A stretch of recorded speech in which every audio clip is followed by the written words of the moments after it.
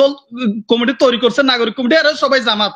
এরা কি মানে জামাত, ছাত্রলীগ, এই যে নতুন কমিটি, এরা সবাই একটাই গ্রুপ, বুঝতে পারছেন? এরা বিভিন্ন গ্রুপে বিভক্ত হয়ে যখন যেভাবে রাজনীতি করা দরকার সেভাবে মানে রাজনীতি করে, বুঝতে পারছেন? আমি করবো, আমার ক্ষমতায়, আমি চেয়ার বসে আছি, তো সে কিভাবে বলে যে শেখ হাসিনারে ধরে নিয়ে আসবো, বিচারের কাঠগড়ে দাঁড় করাবো, ফাঁসি দিব, তারপরে নির্বাচন? এটা আসলে আপু এই ধরনের কথা আসলে হয় না, এটা হয় না, এটা হবে না। যেহেতু বড় বড় আলাপ করেন যে ছাত্রলীগ করতে হয়েছে বাধ্য হইয়া, তো ছাত্রলীগ তো খুন করছে, গুম করছে, দর্শন করছে, ওইসবের অংশীদার নিবেন না আপনারা? এই যে সার্জিস আপনার তারা কি এইসব অংশীদার নিবে না? বড় বড় আলাপ করেন। ছাত্রদল কি দল রাজনীতি করে নাই? মায়ের খাইছে, গুম হইছে, তারা রাজনীতি করে নাই? আপনারা সবকিছুর বিরুদ্ধে মানে শুধু বিএনপির বিরোধিতা করা ছাড়া কি আপনাদের ঘুম ধরে না? আর নির্বাচনের বাধা শুনেন, এই ইউনুস সরকার যখন থাকবে না ক্ষমতায়, বা ইউনুস সরকার যদি আজকে রাতে মারা যায়, কালকে কে চালাবে রাষ্ট্রটা? এরপরের দিন থেকে কি আর দেশের সুশাসন হবে না? নাকি হাসিনার বিচার হবে না? ফালতু আলাপ বন্ধ করবেন, বুঝছেন? রাজনীতি করতেন স্যার, দাঁত বন্ধ রেখেছেন, রাজনীতি করবেন, বুঝছেন? প্যাদানি খাইবেন, প্যাদানি খাইবেন। আপনি আমার অতিথিকে না না, আমরাও প্রবাসী থেকে আন্দোলন করছি। আমরা কি তাদের ওই কোট আন্দোলন করছি নাকি? ফালতু আলাপ বন্ধ করবেন। এই ফালতু আলাপ করে দেশে গন্ডগোল লাগাইতেছেন আবার, বুঝছেন? ফালতু আলাপ করে দেশে গন্ডগোল লাগাইতেছেন। ইউনুস সরকার কি বাংলাদেশে 6-7 মাস রেমিটেন্স বন্ধ করেছে, ছাত্রলীগের বাংলাদেশের ভাই না হ্যামলেট। নাগরিক কমিটির ওনার কাছে আমার একটা প্রশ্ন, আপনি বলতেছেন আপনারা ছাত্রলীগ করতেন, আপনি নিজে স্বীকার করতেছেন, বাধ্য হয়ে করছেন, তো সমস্যা নেই, আপনি তো নিজে স্বীকার করছেন ছাত্রলীগ গুম করছে, হত্যা করছে, হেলমেট বাহিনী সব যা করে তা করছে। তা আপনি যদি ছাত্রলীগ করে থাকেন অবশ্যই এটাও আপনি করছেন। তা আপনি যদি ফুস দিয়েছেন সেটা স্বীকার করছেন, তুই যে দর্শন করছেন সেটা কেন স্বীকার করতেছেন না? তো এটা তো দ্বিচারিতা হয়ে যাচ্ছে ভাই। আপনারা মানুষদেরকে পাগল বানায় না, ঠিক আছে?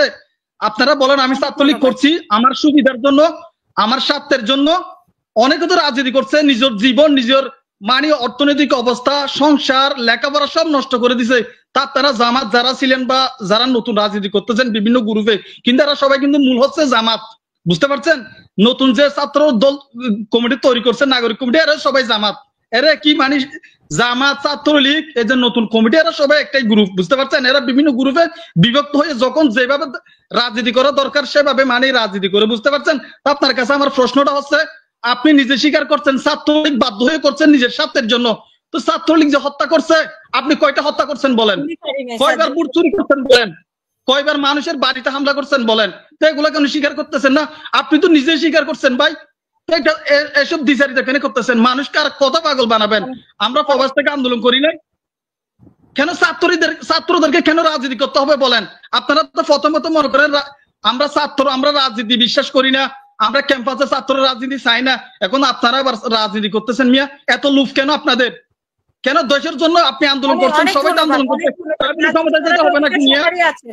এই যে আপনারা যে বিভিন্ন জায়গায় পুলিশ নিয়ে, প্রটোকল নিয়ে ঘুরতে আছেন, এই যে সরকারের টাকা খরচ করে, এগুলো কার টাকা? আপনারা যে এগুলো করতে আছেন। আর এই যে সার্জিস আলম বলতেছে নির্বাচনে হাসিনার বিচারের আগে নির্বাচন কেউ বলতে পারবে না। উনি কি রাষ্ট্রপ্রধান? আর 5-10 বছর কি বিচার কি শেষ হবে? 5-10 বছর কি হাসিনার বিচার শেষ হবে? আপনারা দলে যোগ দিবার জন্য আপনারা চাইতেছেন স্থানীয় সরকার নির্বাচন। আগে আপনাদের পুরা কমিটিটা গঠন করে শক্ত করে তারপর জাতীয় নির্বাচন, এটা কিন্তু বাংলাদেশের জনগণ মানবে? আর শেষ প্রশ্ন হচ্ছে, পার্টি তৈয়বুর রহমান, শমসের মোহাম্মদ চৌধুরী পার্টি বানিয়েছে, ওনারা জাতীয় ইলেকশনে বিরোধী দল থাকবে অথবা সরকার যাবে এরকম মনোভাব করে। লাস্ট পর্যন্ত ওনারা জামানত একটাও পায়নি। এখন আপনাদের কি 2-1টা জামানত আপনারা পাইবেন জাতীয় ইলেকশন? আমার এই প্রশ্নের উত্তর দিবেন। ধন্যবাদ। আমার একটা প্রশ্ন ছিল কলিমুল্লাহ স্যারের কাছে, যদি দয়া করে উত্তরটা দেয়, যে এই যে জার্জিস আলম যে ছাত্র সমন্বয়ক, এই যে বললো যে হাসিনার বিচার আগে তারপরে নির্বাচন, এটা কিভাবে, সে কি কোন মস্তিষ্কে বললো যে হাসিনার আগে, শেখ হাসিনার আগে বিচার, ফাঁসি?